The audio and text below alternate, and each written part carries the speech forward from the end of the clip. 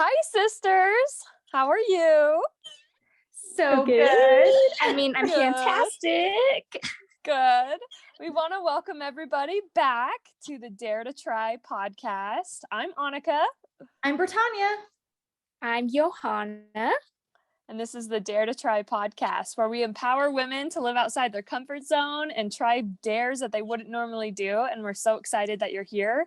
And so you can listen to all the crazy things we do, which aren't actually, they're not that crazy. It's not like we're jumping out of airplanes, but we might get there. Yeah, not yet. We're not jumping out of airplanes yet, but tattoos, one-way plane tickets, who knows?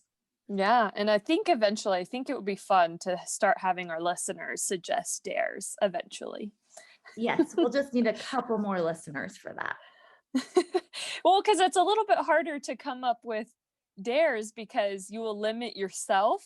Whereas if an audience member or listener says, hey, I dare you to go do this thing, you might not think of it. So Wait, hold just the an idea. phone. Anike, do you limit yourself? Well, yeah, like I'm not going to say, let's go bungee jumping this week because I know that I can't do that, but maybe we'll be in a different place later. I don't know. Just for fun.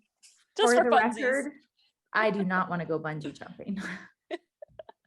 I don't either. But anyway, last week, it was a great week for me, and I'm so excited to hear about your experiences as well. So the dare was to find someone that has done or who is who you want to be or who has done what you want to do, who has gone before you, use them as a mentor, become obsessed with them, learn from them, meet with them in some way to help you on your path. And some of us also needed to figure out what our path actually was. So I'm curious to hear about your journeys this week. And I do have a Japanese proverb, which kind of sounds like Yoda a little bit. Better than 1,000 days of diligent study is one day with a great mentor. So better than 1,000 days of diligent study is one day with a great mentor. Basically saying you can study so much on your own. You could go to school, you can read a lot, but one day with a mentor is more valuable than all of your home study, than all the videos that you can watch, because these people have gone before you and they have wisdom that they can walk you through. They can give you feedback. There's so many wonderful reasons to have a mentor. And I really encourage everybody to have one. And I hope that this week opened that door a little bit for you girls to start thinking in that way, to learn from other people and to figure out what it is that you want and find someone who's gone before you. So with that said, Johanna, how was your week? It was good. I was the one that was struggling to know what exactly I wanted to do because I feel like I'm living a good life, like I enjoy being a mom, a wife. I feel like I have fun being a lacrosse coach. I feel like I'm good at getting self-care time and meditating and educating myself. So I feel good in a lot of ways. And so when you asked me to like go get a mentor, I was like, my life's great. Like, what do I need a mentor in? But then I got thinking like I do want help, to be a better mom. I'm always looking motivation on how to not feel the mom guilt. And I also want help like financially. I feel like I suck at budgeting. And so I decided I wanted to actually combine the two because I don't want to take one out. Being a mom is so important to me. And it's a lot of hard work. It is a 24/7 job. At the same time, being a mom and a wife, I have other obligations and things I need to do other than giving my kids attention 24/7. And that includes, budgeting and cooking and self-care time and all the other stuff. And so I decided that the person that came to my mind was actually my aunt, my Tante Audrey. Our Tante Audrey, I guess she's all of ours. Yeah, I was going to say, you don't get dibs on Tante Audrey. Well, I think I like her the most, so kind of. Anyway, um, I've always appreciated her, and I feel like she's always lived a life that I could relate to, because like her house is nice, but it's not always perfectly clean. And it helps that I would be there every morning before school and the afternoons after school and stuff. And so I've seen her life be a little less perfect. And so I feel like I could relate to it. Anyway, so I got texting to her and just, telling her how much I appreciate her, and then I would like some advice.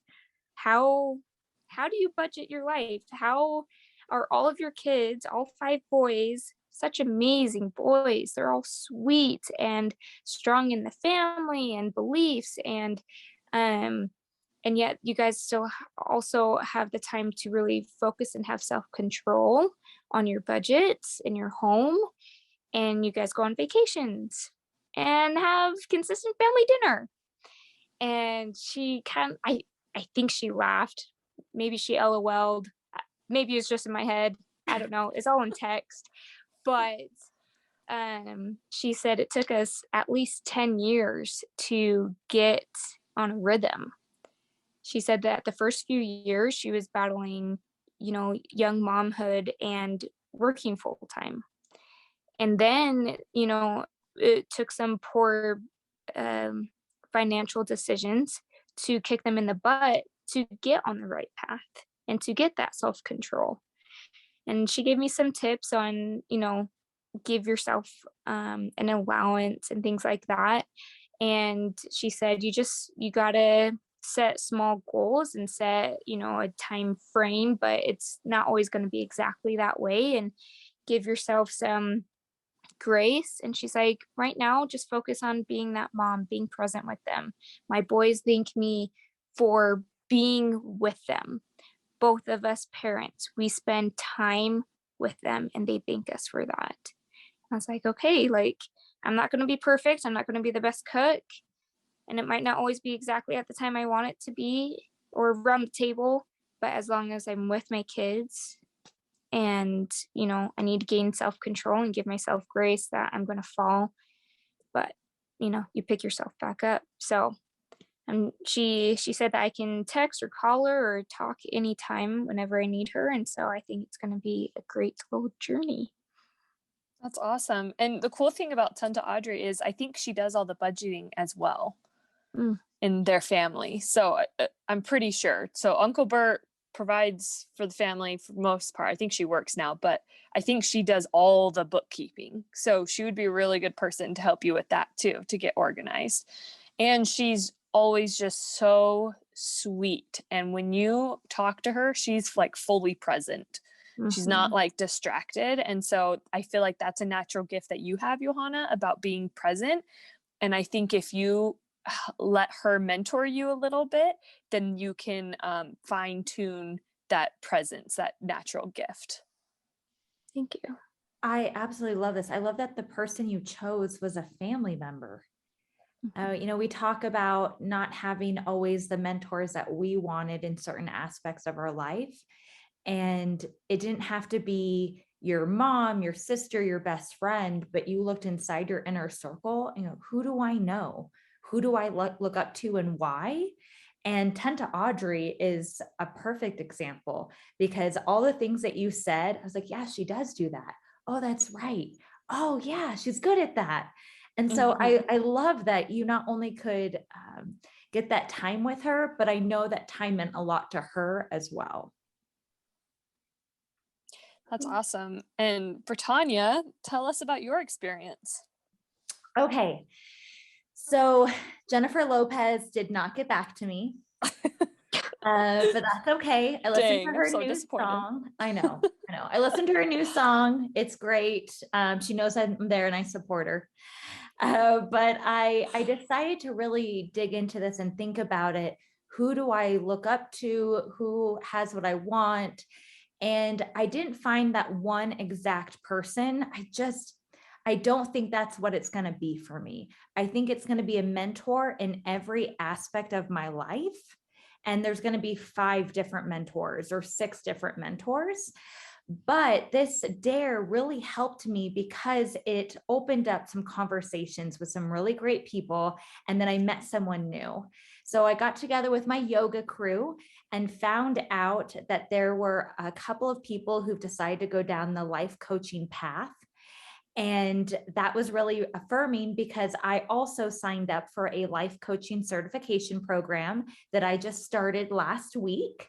And so I'm really excited. So it wasn't that I want to be just like Brenda or Gladys, but they helped me go, oh, I want to do that too. And I go, great, I'm doing it. And we can mentor each other. I also spent some time with my life coach, Sabrina, the perspective detective. And I did not shy away from asking questions about her business. Normally, I would be a little caught up on, oh, this is time for her to coach me on my life and my problems. But I told her, I don't really have any problems right now. I'm doing amazing. What I really need some guidance with is what type of coaching program and how did you know that this was the best one, and do you come up with your own worksheets? And I asked more business related questions, and she was there to help me and shared some of her ventures, and she got to share some of her experience. And so that was so valuable. And then I think it was the very next day, it may have been Tuesday, after you gave us this dare, that I was jump roping at the gym like I do and waiting for the punching bag. And there's this beautiful woman who I've seen there before hitting the bag. And she saw that I was kind of waiting. And she came up to me and she's like, hey, I'm almost done if you want to get on. And I'm like, I don't know if I'm even going to hit the bag today. I don't know what I'm doing today. And she's like, well, I've seen you. You're really good. I'm like, I've seen you. You're really good. And we started chatting, and get this, she used to do mixed martial arts competitively. Wow. Cool. She used to be an MMA fighter. And she is just hitting, and she's gorgeous. She's hitting the bag. I want to say we're about the same age. And we decide just to talk for like 10 minutes. And we didn't talk about the weather or where we grew up. We talked about our moms and our backgrounds and being unhealthy and wanting to start a new chapter in our lives. This is someone I have never spoken with before. And we just got in deep right away. And it was amazing. And she told me how she's going through a school to become an acupuncturist, and she's been in school for a while. She's a mom and she teaches on nutrition. And we talked about overcoming our sickness and our ailments. And I thought, I want to get to know you. We exchanged numbers. We're going to get coffee. We're going to hang out. And it just, again, like reaffirmed, okay, I do want to help people. And there are other people who are redesigning their life at this same stage. And you don't have to have it figured out at 20. You don't have to wait till you have a midlife crisis, but you can decide to take action now. And any path that you want to take is the right path. I love that, Britannia. That's so cool. And it's like you met a soul friend when you opened yourself up to finding someone to mentor you and open up yourself to find someone that you can help. When you do that, you attract opportunities, and you did. And it sounds like you found a soul friend. Like when you find people that you go deep with immediately, that's soul friend. Yeah, I love that you said that, because her and I were talking, and she even said, she goes, I hesitate to comment on everything you're saying because I want to say me too, me too, me too. And she's like, I'm not trying to like one up you. She goes, but I seriously have dealt with the exact same things, have overcome the same things, and now want to do the same things. That's so cool. I love that. I love that you guys skipped the chit chat. I hate chit chat so much. Like, hey, how's the weather? Good. Yeah. Okay, let's skip all that. Like, tell me about you, because that's the reason why I'm doing the chit chat, to be polite. I love that. That's so cool. Yeah, it sounds like an awesome experience. I hope that you continue to build that tribe of people so that you can say, like, these are my mentors. This is my tribe of people that will, play a part in my success, because I really think that it matters. For my week, I For the first couple days, I just spent like thinking who or what organization I could reach out to. And I was listening to Jim Rohn. I have these Jim Rohn audio CDs from like the 80s or something that my boss is letting me borrow. Jim Rohn is Tony Robbins' mentor. And so I loved him. So I was listening to him, and I've kind of have these like virtual digital mentors. Like I listen to all these podcasts and I read all these books.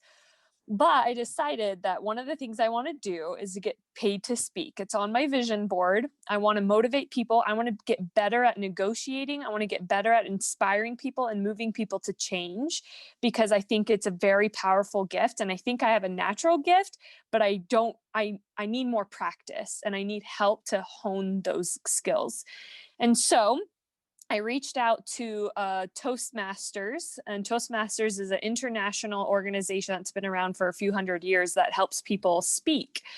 And there are chapters all over the world. And here in Idaho Falls, there's actually 3 chapters in Idaho Falls. And so I found one, and they said that they meet on Thursday mornings at 6:30 in the morning at a restaurant. I was like, that's early, but I'm committed. I'm going to go. I need to find people to help me. And Toastmasters is the perfect place to go to fail. Like, you want to get your crappy speeches out of the way. And Toastmasters is a place to help you do that, because they give feedback and they evaluate you, and then you evaluate other people. And then there's competitions that you can go for. And if you win in your local chapter, then you go to regionals, then you go to state, then you go to international competition. So it's just a really cool nonprofit. And anyway, so my alarm went off Thursday morning. I had to wake up at 5:30 because I needed to get ready and then travel a half hour to get there, because I live a half hour away from the city. So my alarm went off, and I did not want to get up. I didn't go to bed early enough the night before, and I was really tired. But as soon as I heard that alarm, I just kept saying, I'm committed, I'm committed, I'm committed, I'm committed. And I said that over and over for about 10 minutes in bed. And then I finally was like, I'm committed. And I threw open the blankets, and I just got ready, and I just kept saying, I'm committed. So then I was like slightly running late. So I'm kind of speeding. And then I get to the restaurant, and there's no cars there, and the restaurant is dark. And I'm like, what the heck? So I get on their Facebook page, and I click message, and I say, hey, does this chapter still meet? I'm at the restaurant, but nobody's here. And I'm just waiting. And I'm like, okay, I'm committed. I'm committed. And I kept telling myself, and I was like, it's okay that they're not there. It's okay. I'm going to go to work early, and I'm going to go find, use that time in my office where it's quiet, nobody's there. And I'm going to find a mentor. I'm going to find other ways, because I'm committed. I'm committed. And then they messaged back, and they said, we're so sorry. We changed our location. Just go down the street at the Brulims upstairs, and they're there. And it was only half a mile away. And I was like, oh, okay. So I drove there, and same thing. The lights were all dark. I could see on the outside, the upstairs. And I was like, what the heck? And I kept saying, I'm committed. I'm committed. And so I went in Brulims, and I talked to the people in there, and I said, is Toastmasters meeting in here? And the lady was like, I'm looking at the calendar, and they're not on our schedule. And I was just like, okay, I'm going to go upstairs anyway. Maybe they're sitting in the dark. I don't know. So I go upstairs, and there's a room. So there's like a big cafeteria area, and then there's a room, like a conference room, and the lights were on, and they were in there. And so I'm glad I found them, but it took me a while, and I was late. So I look in the glass window, and they see me, but they're not like, hey, come in. They just see me, and then they turn their heads, and they keep talking. And I'm like, oh, this is so weird. And they're like all older, like probably in their 60s, like nobody my age. And so I'm just like, so I went back downstairs, and I bought a sandwich, and I kept saying, I'm committed. I'm committed. And I went back, and then I went back up there with my sandwich, and I just walked into this conference room, and I just sat down in the middle of these strangers that I wasn't entirely sure it was Toastmasters or not. It could have been like an employee meeting. I don't know. They were all dressed like in work clothes. And they're like, hello. And I said, hi, I wanted to, is this Toastmasters? And they're like, yeah. I'm like, I'm new to the area and I want to see what this is all about. And they're like, oh, okay. And then they were just super nice. And they had this whole agenda and they gave me the agenda and they were just finishing up evaluating one of the chapter member speeches. And then they had me introduce myself and they were just so unbelievably nice and they had so many smiles and it was just really cool energy, even though it was really awkward at first and it took me a while to find them and I almost gave up, but I was committed. And from that meeting there was a man there who's been in Toastmasters for a while and he said, hey, I would love to go to lunch with you so that we can talk a little bit more about Toastmasters. But also, I work at a youth home. It's like a halfway house for children who are taken out of their parents' home because they're not safe. And you are interested in speaking with youth, and I would love to see how you can work with me. And so we ended up going to lunch a few days later. And he told me all about these youth homes. And then he told me about this other nonprofit of how I could help.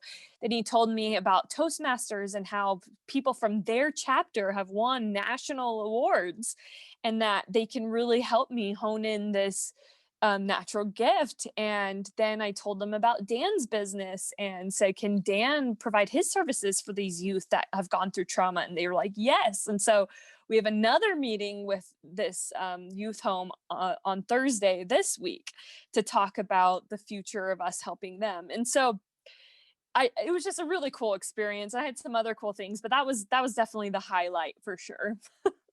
Oh my gosh. Anike, okay, first of all, I kind of wish you had walked into a manager's meeting that you weren't supposed to be in, because that would have made the story just that much better. But that was amazing. First of all, you started your day by, yeah, we don't always want to get up, but you changed your actions and your feelings by changing your thoughts. And you had to repeat it until it was something internally that you started to believe yourself. And to go from one location and lights off, I'm pretty sure that the average person would get really frustrated.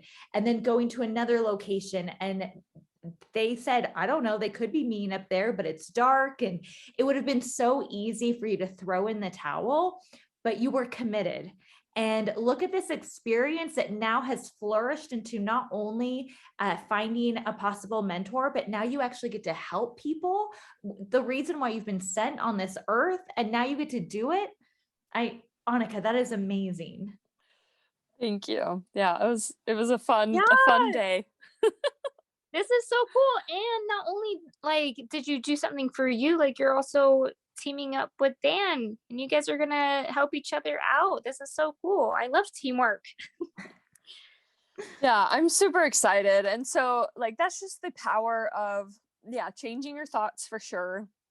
Being committed because of this podcast, like that was why I was committed, but also because I know the importance of having a mentor. And when you understand the importance of something or you know your why, then you're going to motivate yourself. If you stay clear on like that goal, that vision, that's why it's so important to know what you want. If you know what you want and you figure out why you're on this earth and what your purpose is, that'll propel you in every decision that you make because you're going towards that goal. So I'm really grateful for this podcast and these dares. I'm going to say it every time. And even though I came up with that dare, it still helped me to do something that I almost didn't do. So anyway, that's all. That's not. I mean, that's huge, huge. You had a killer week and this will just build. And now you've inspired me to think, you know what? I want to get paid for speaking and I should maybe talk to someone at Toastmasters. And that's the other thing is, maybe not everyone who's listening wants to be a motivational speaker. Maybe they just want to have the courage to walk into a room that they're not sure they belong in. And you have now spoken to the power behind that. Yeah. Yeah. Thank you. And one girl in there has been in Toastmasters for like 40 years or something. So she's got a lot of Wow. experience. And they have Toastmasters everywhere. So Johanna, there's probably one in Cache Valley or close.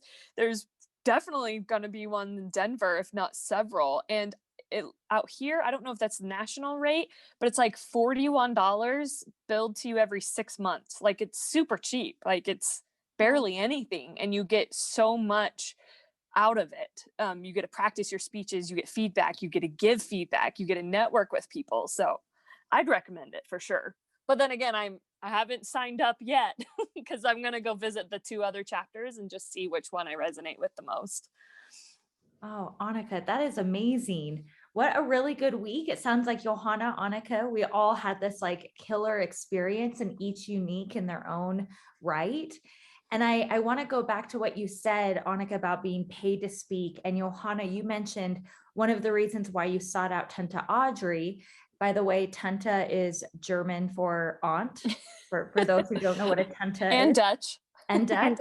Mhm. So, and you talked about wanting to be financially free and having a budget. And a lot of people confuse having a budget and discipline as restriction, but really it offers freedom. And I think that is the perfect gateway in this week's Truth and Dare. Dun dun Yay. dun. This is my one-handed drum roll. If you're wondering what this is. Not a maraca? This is a I drum. look like an old man getting mad at me. You're gonna give me another dare? Okay, for Let's those who hear are it. not watching, Annika is waving her hand like her hand is having a seizure. Okay, so new truth. How do you feel when the topic of money or finances comes up? How is your personal relationship with money? I had a thought today. Yeah. Go I ahead. had a thought today that somebody, I think it was, anyway, a friend of a friend, I'm trying to create more mom friends to play so we could have kids to play with their kids. And she said, let's meet up at this play place in Idaho Falls. And my immediate thought was, how much is it? And then my next thought was, she's going to know that I'm poor because I asked how much was it, because that's what was my first concern. And so maybe she didn't. That was my overthinking, but it's uncomfortable to talk money. And same thing when I went to lunch with somebody, I thought they were going to pay for lunch, and they said, just so you know, we're going Dutch, right? And it was just like awkward. It was like, oh yeah, that's fine. And I wanted to pay for them, but I couldn't because I'm on a budget. And so I'm uncomfortable for the most part. And when people say, like, even our own brother was like, oh, how's your job? How much you making? I almost was like, why are you asking that? But then I told him because it's our brother, but it was still just, it's a weird thing, and it feels like it's unnecessarily taboo. Yeah, so I'm on like both sides depending on my day. My personality is like I'm pretty much comfortable with everything, but then I sense other people being uncomfortable. And so then I get, kind of restrictive. And I'm like, oh, you're feeling uncomfortable. Maybe I shouldn't be talking about this. So, but like with certain people like you guys, my best friend Cassie, like I'm very open about finances, mainly because I want to get better at it. And I'm curious like what people are doing to get better. And if I'm like the only one doing what I'm doing. But every time I talk about it with my spouse, with Kaden, it's tough because we both are still trying to figure out self-control in that department. Yeah, it's definitely a tough subject, but it's funny that you said that, Annika, about bringing up like, how much is it? Because I've had friends who I'm pretty sure are rolling in the dough. At least they look like it and dress like it and everything like that.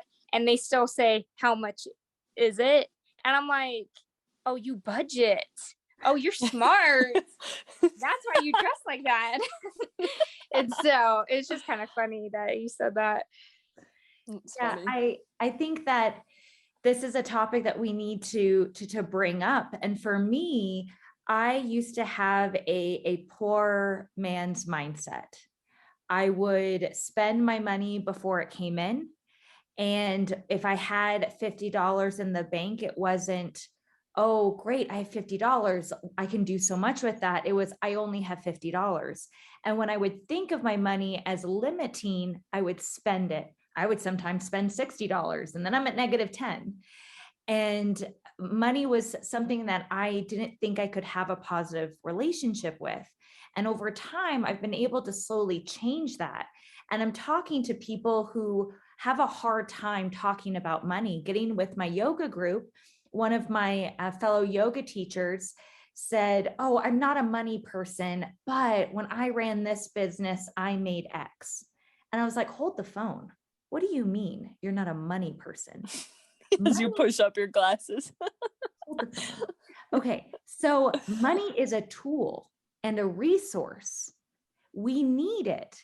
We need it like we need air to breathe and sunshine to grow.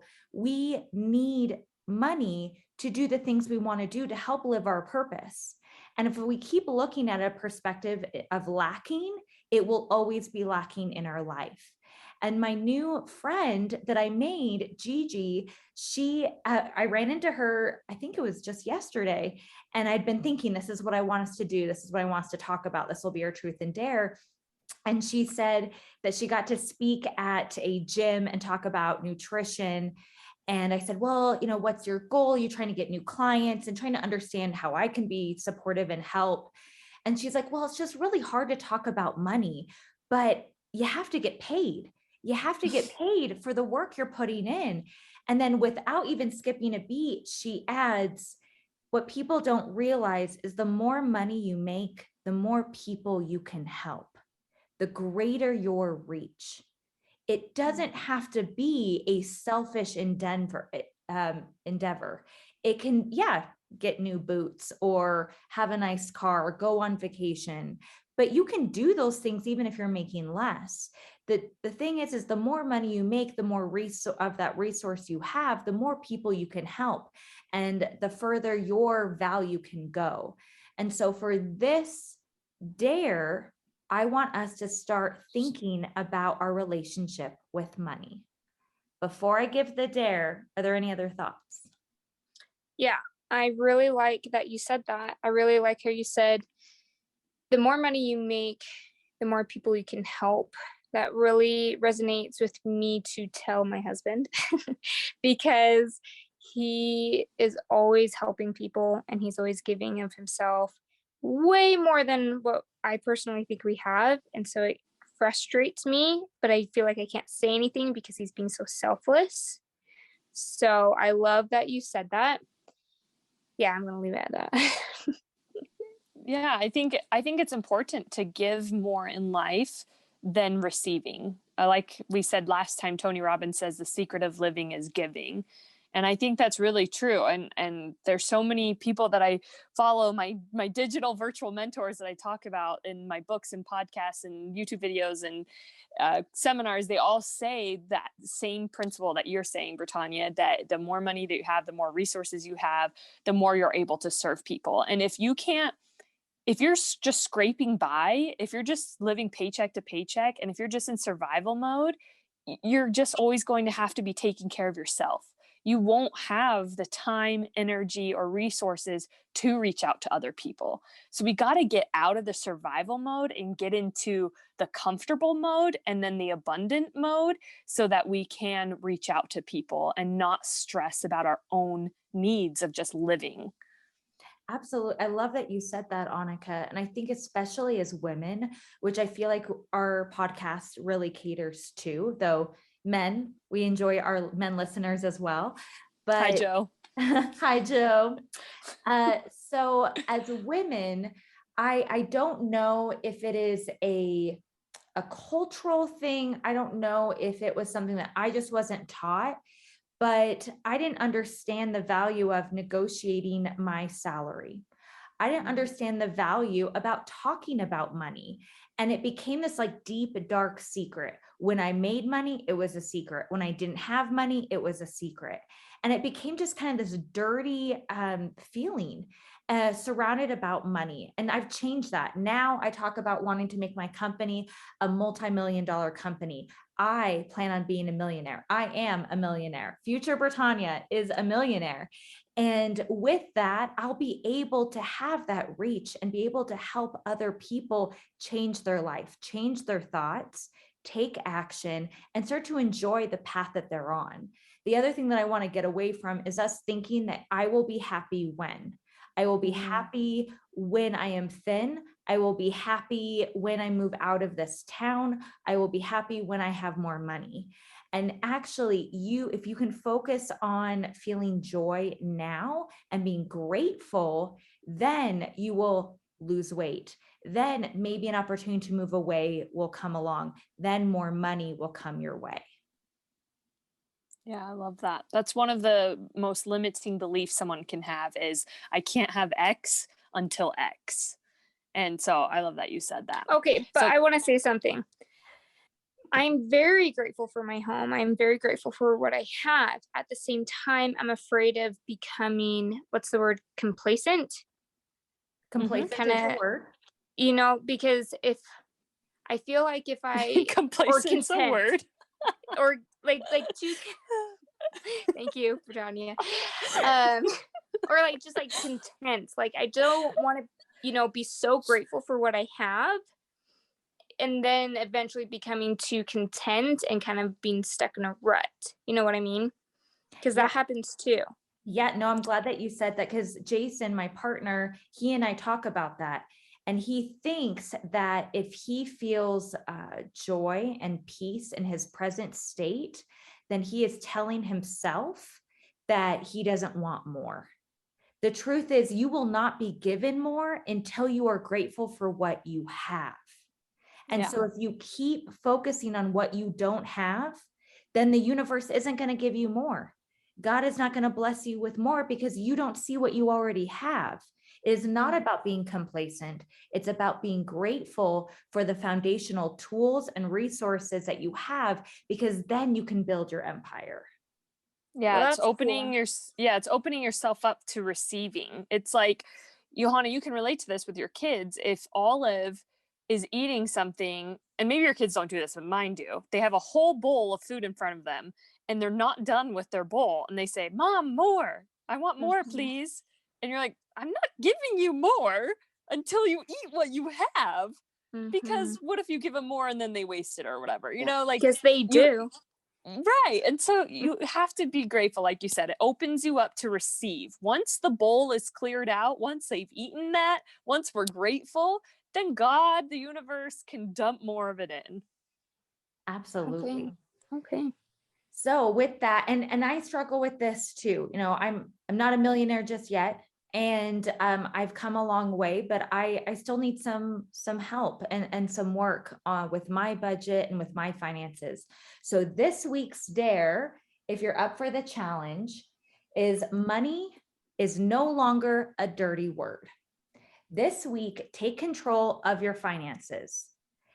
Take your bank statement, look through it, see the money come in and see the money go out, and have a sense of gratitude for both. It isn't just about what we receive, but what we give away, that we need to have gratitude. Either stop a subscription service or create a budget. I'm going to leave it up to you, but you're going to focus on the intention this week is to change your relationship with money and know that you are worth the funds that you desire. There's a reason why you have that desire. And God and the universe and your higher self will bless you. But we have to first work on that gratitude piece for what we have.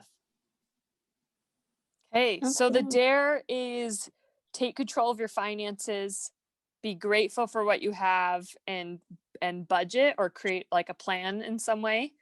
Yeah, so the action item is maybe a budget is too much of a next step. For someone who doesn't budget, then maybe that's a little overwhelming. First, just look at your finances.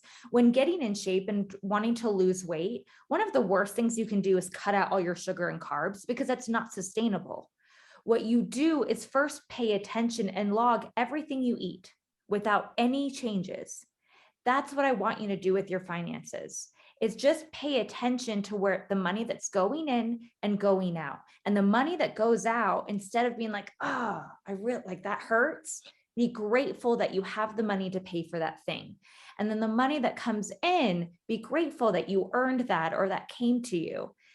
But if you've already worked to that step, then yes, please work on a budget. But I want it to be in the stage that you're at, because not everyone is quite ready to bite off a budget. And I understand that. Yeah, that makes sense. I think you could also, because kind of what you said is change your mindset about money. You can add those affirmations like, in order to be abundant, we need to start noticing abundance. And I think I've talked about this before, but basically you look around and say, wow, I have so much skin. My body is abundant with skin.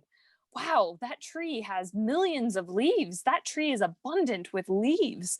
Wow, I have a lot of light bulbs in my house. My house is abundant with light bulbs. It's noticing abundance and opening yourself up for abundance and just changing your view on on what money is, and that it's just energy, and that energy can be changed. Yeah, absolutely. So are you guys up for this dare? Yes. Yeah, I needed this like forever ago. Why wasn't this the first dare we came up with? Because I like anticipation. I like to Yeah. build. Okay, well, I'm gonna be like texting you every day because I'm gonna need help. Of course. Talk to No, we're Tanta here. Audrey, Johanna. Talk to her again. Oh yeah, my mentor. And what's so neat is as we start to think about this, even if you're not outwardly talking about it to everyone that you're coming across, you'll find that you're more open to conversations about financial conversations and about money and income. And I was thinking about this, and without saying a word to Jason, he brought up finances just a couple of days ago and how he wants to make some changes and how he wants to make sure that he's in a good place and set up for his future. And I didn't say anything, but clearly the energy that we're putting out by thinking about it invited the conversation. And so you don't even know what you're closed off to until you finally open yourself back up. Yeah, that's so cool. I'm excited, sis. Yeah. I'm excited. Yay. Okay, awesome. Well, thank you so much for joining us. We are the Dare to Tribe, and we dare you to try. Bye. Bye. Bye.